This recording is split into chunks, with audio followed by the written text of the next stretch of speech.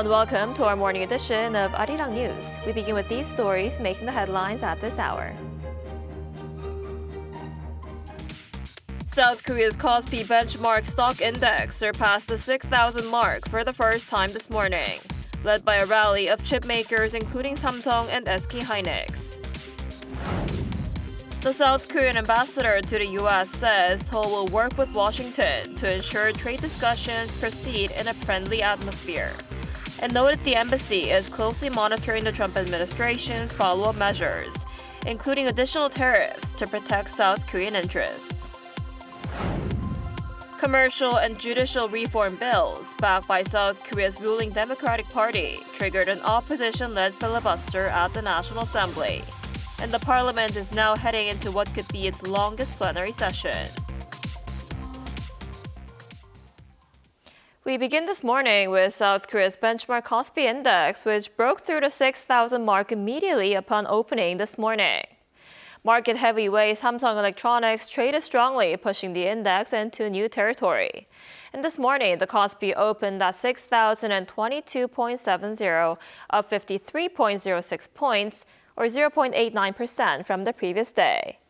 Samsung Electronics showed a 3% gain in pre-market trading, and that upward trend is continuing in the regular session. On Tuesday, Samsung Electronics and SK hynix closed above the 200,000 won and 1 million won marks, respectively. Amid global trade uncertainties due to U.S. tariffs, South Korea is making sure the bilateral relationship remains friendly as the two work out a deal. South Korea's ambassador to the United States says she's closely monitoring the U.S. president's latest tariff measures to protect South Korean interests. Our Kim Do-yeon reports. South Korean ambassador to the United States Kang says Seoul will actively work with Washington to ensure trade discussions proceed in a friendly atmosphere. Speaking to correspondents in Washington on Tuesday local time, Kang addressed the aftermath of the U.S. Supreme Court's ruling that declared reciprocal tariffs illegal and the Trump administration's subsequent move to levy new global tariffs. She emphasized that the embassy is closely monitoring the Trump administration's follow-up measures, including additional tariffs to protect South Korean interests. We will provide support so that consultations with the U.S. can proceed in an amicable atmosphere. Regarding the refund of reciprocal tariffs already paid, which was not clearly addressed in the ruling, we will ensure accurate information is delivered to our companies in a timely manner. Meanwhile, observers in Washington suggest the U.S. trade representative could launch a Section 301 investigation of Coupang's data breach case and also the Korean government's investigation of the company. That comes as interim Coupang CEO Harold Rogers attended a closed-door House hearing in Washington on Monday.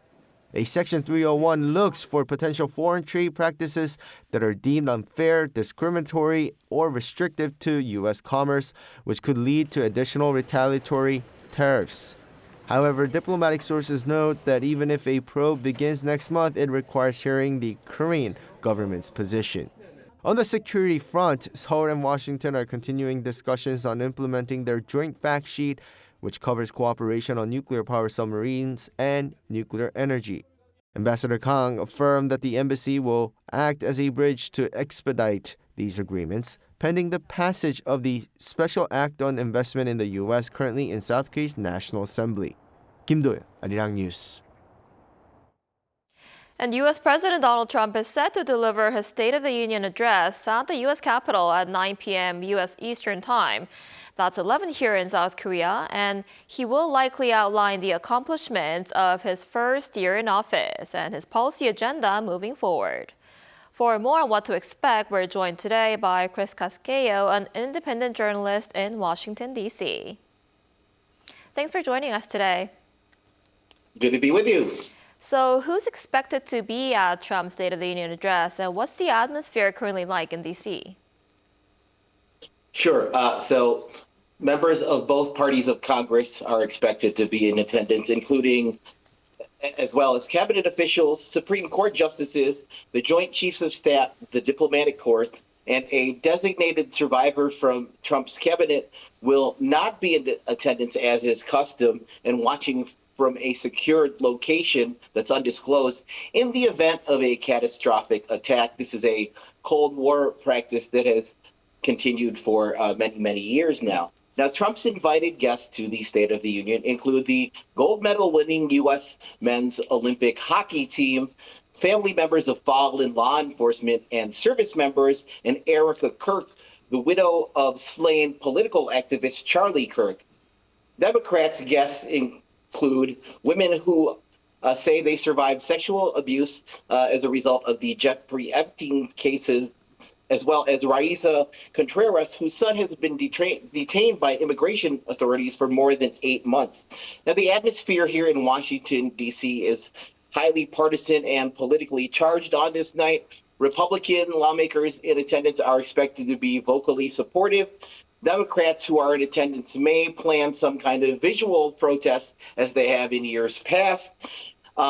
But about 50 Democratic lawmakers are not attending the speech. They will be on the National Mall at an outdoor rally, and security in D.C. is heightened but normal. I see. And what should we be watching out for? How is Trump expected to address tariffs during his address?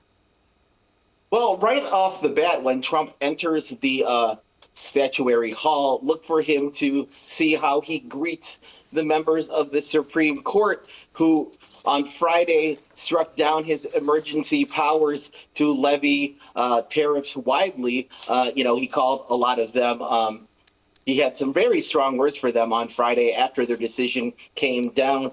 And it's expected to be a major theme of his speech. He's likely to defend his use of tariffs as protecting U.S. manufacturing, and he may signal new or expanded tariff strategies, particularly involving China. And of course, markets will be watching closely for specific language that could affect any trade policy. Right, and the speech, it comes at a time of global uncertainty, especially with the Trump administration pressuring Iran and bolstering U.S. military presence in the Middle East in recent weeks. What is he expected to say about foreign policy?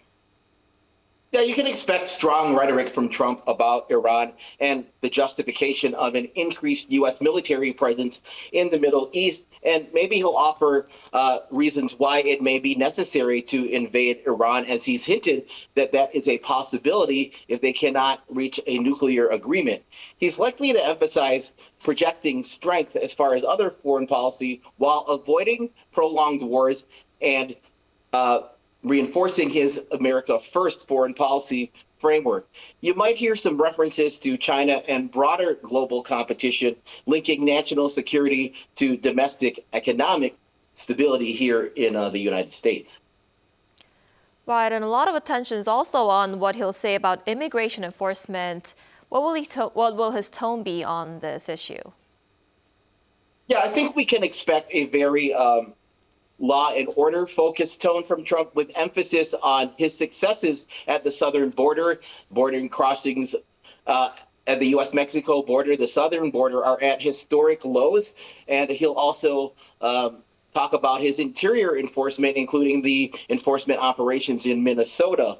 He may ask for congressional action and call for an end to the partial government shutdown that's affected the Department of Homeland Security, specifically screenings at airports across the U.S. But recent polls show that his approval of his handling of immigration is in the mid to high 30% range. So a majority of voters now disapprove of his handling of the immigration issue, and a public opinion remains deeply divided, with polls showing growing dissatisfaction among voters over those aggressive deportation tactics that have been taking place in cities across the U.S.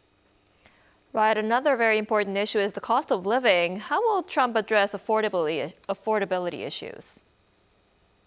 Yes, he's expected to talk about inflation, energy production, domestic manufacturing, and tax policy. Affordability proposals that we may hear tonight from Trump include restricting large institutional investors from buying single-family homes, directing housing finance agencies to improve mortgage access, proposing temporary caps on credit card interest rates, and looking into more regulatory efforts to cut consumer costs. Now, polling on this issue indicates that roughly 1/3 of voters approve of his handling of cost of living issues and inflation, while a majority disapprove. So it's a major political vulnerability, not just for Trump, but for Republicans who are running for Senate and House in the midterm elections in November that will decide control of Congress. And this is expected to be a key focus of the speech, the theme of affordability. Virginia Governor Abigail Spanberger, who's newly elected last November, will give the official Democratic response to the State of the Union right after Trump's speech. I see. We'll have to keep a close eye on what he'll say tonight. All right. Thank you so much for your time and insight today. We appreciate it. Good to be with you again, as always.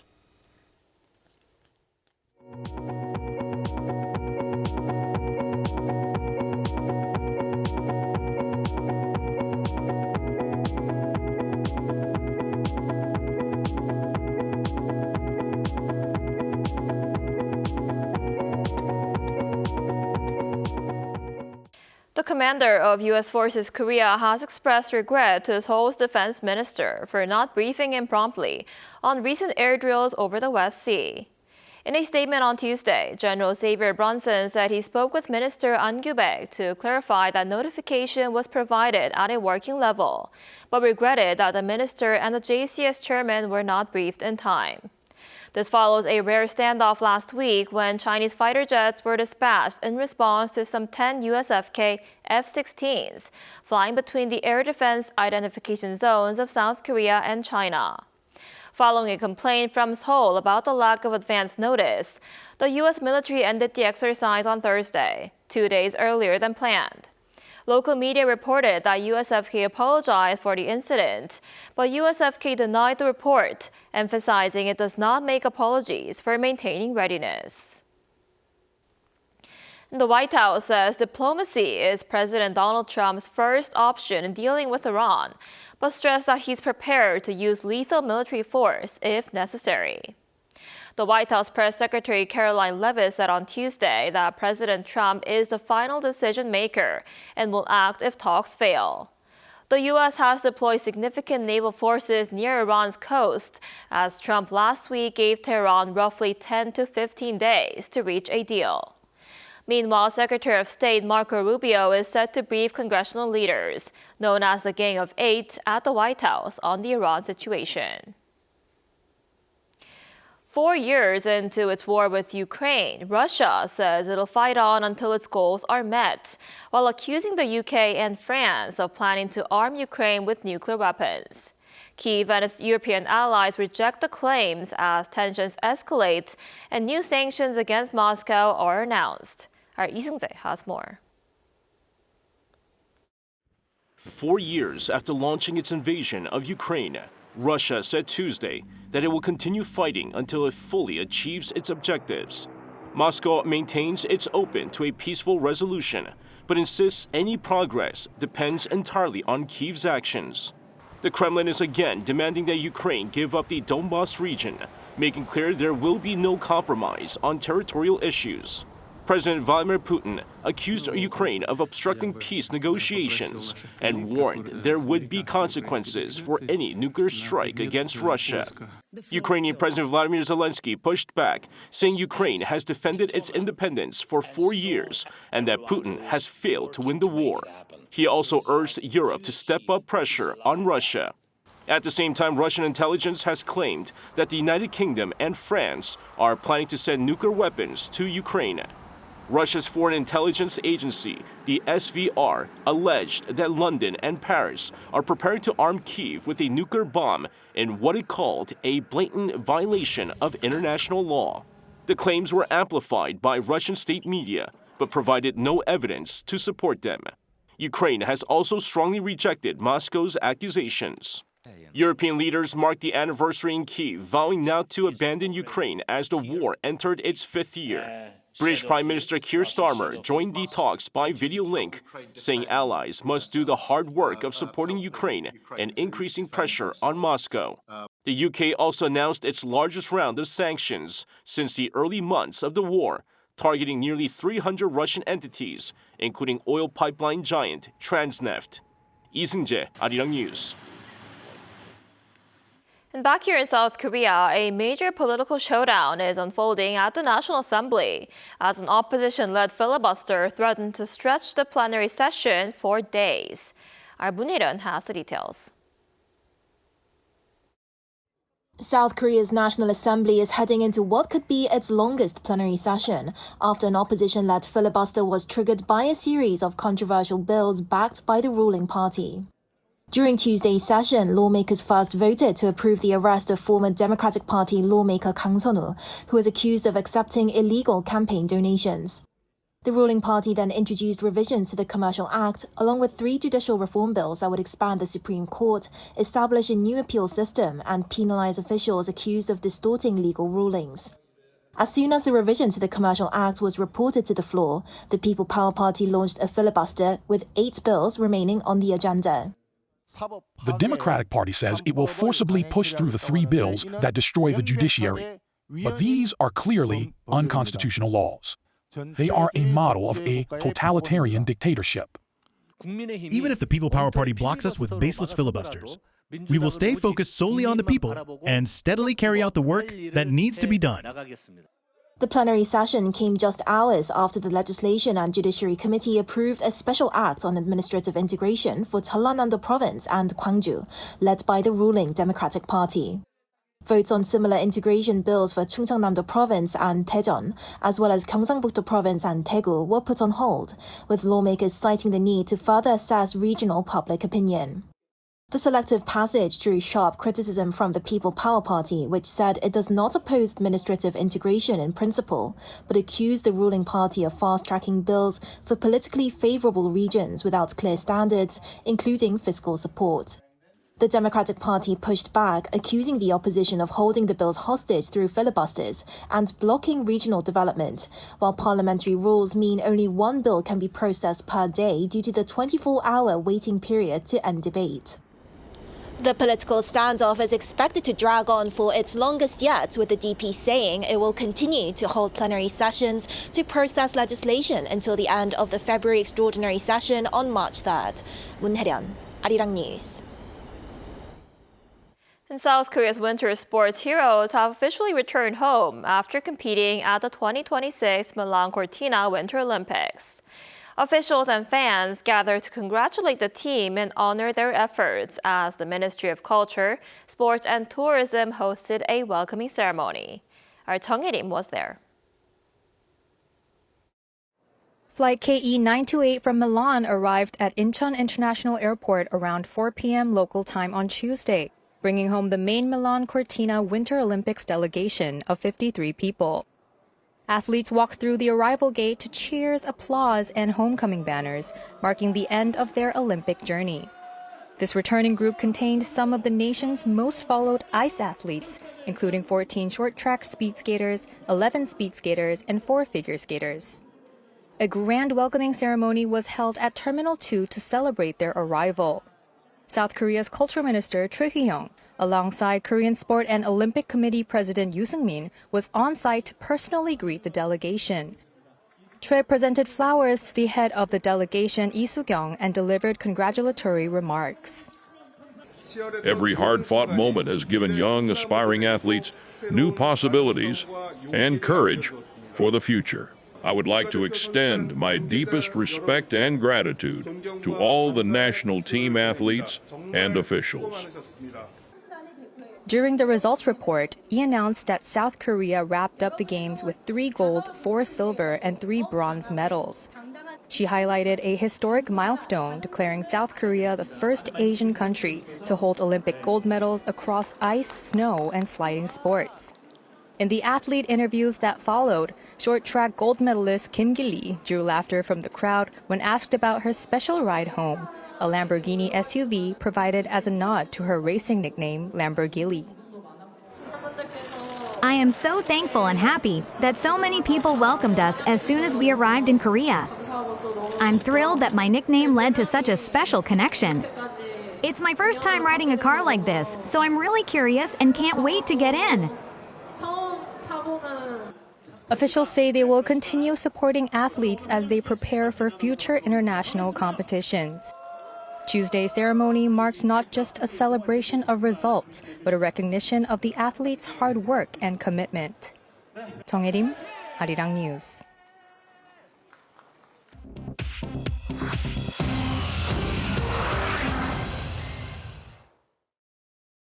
Good morning, I'm Chu Ji-hyun, and this is The World Now.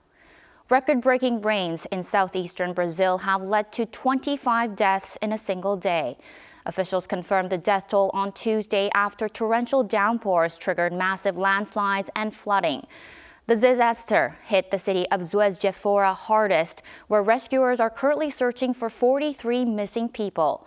The Brazilian government declared a state of calamity as rainfall levels reached double the monthly average for February. More than 140 firefighters have been deployed to lead humanitarian relief and reconstruction efforts. In the United States, NBC Today show host Savannah Guthrie is offering a $1 million reward to find her 84-year-old mother, Nancy, who vanished 3 weeks ago. The FBI and Arizona police suspect a kidnapper snatched Nancy Guthrie from her Tucson home on January 31st. Surveillance footage showed a masked man outside the residence on the night she vanished, and authorities said drops of her blood were found on the front porch. Savannah Guthrie issued a desperate plea Tuesday, stating her family needs closure regardless of the outcome. Alongside the reward, the family is donating $500,000 to the National Center for Missing and Exploited Children to support other families in crisis. Mexican President Claudia Sheinbaum on Tuesday guaranteed total safety for the 2026 FIFA World Cup despite a surge in cartel violence. The capture and death of top cartel leader El Mencho recently sparked arson attacks and roadblocks across Jalisco state, forcing local soccer leagues to postpone matches. FIFA said it is closely monitoring the situation. New roadblocks appeared overnight, but President Sheinbaum said the situation is getting back to normal and security forces are working to safeguard public safety.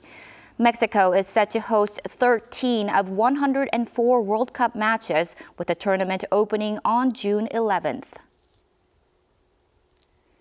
French President Emmanuel Macron on Tuesday accepted the resignation of Louvre Museum director Laurence Descartes following a massive security failure. The world's most visited museum has faced intense scrutiny since October, when thieves stole jewels worth $102 million. Critics, including the State Auditor's Office, have questioned security and infrastructure spending. The museum has also recently had water leaks and strikes over pay. President Macron praised the resignation as an act of responsibility necessary to modernize security and restore calm and new momentum to the Paris landmark.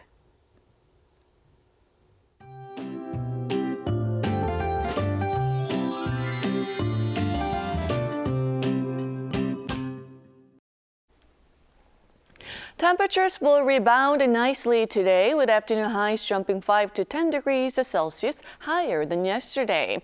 But it was a chilly morning, so from now on, we need to be aware of big gaps between lows and highs and do dress accordingly. And thankfully, air quality will stay in normal range despite big rise in highs. And yesterday's wet weather helped to ease the dryness in most regions. But as the capital area had a rain-free day, dry weather advisories remain in place for the capital region and most of Gangwon-do province. And this afternoon, Seoul will be getting up to 15 degrees under sunny skies, but Daegu, Busan both topping out at 14 degrees. Busan and Jeju will be rather under cloudy skies. And afternoon temperatures will stay on the milder side, while Jeju Island and east of Gangwon-do province will see more winter mix through early next week.